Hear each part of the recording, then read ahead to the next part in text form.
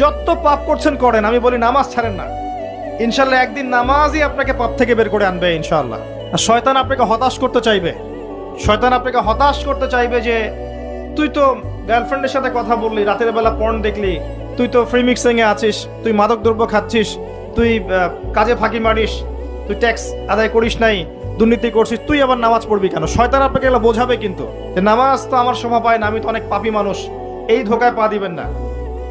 আপনি নামাজ কন্টিনিউ করতে থাকেন, ইনশাল্লাহ আল্লাহ পাক আপনাকে পাপ থেকে বের করে আনবেন ইনশাল্লাহ। ওই নামাজটা যদি ছেড়ে দেন তাহলে আর কোনো হাতিয়ার বাকি থাকবে না। আর আপনি যত পাপ করেন না কেন মায়ুস হবেন না, মন ছোট করবেন না। আপনার একটা সেজদা, যে সেজদা আপনি চোখের পানি ঢেলে দিয়েছেন আল্লাহর কাছে, যে আল্লাহ আমার ভুলগুলো তুমি মাফ করে দাও, আমার তওবা তুমি কবুল করো, ইনশাল্লাহ দেখবেন ওই একটা সেজদা যদি কবুল হয়ে যায় আল্লাহ পাক আপনার সব গুনাহ মাফ করে দিবেন ইনশাল্লাহ।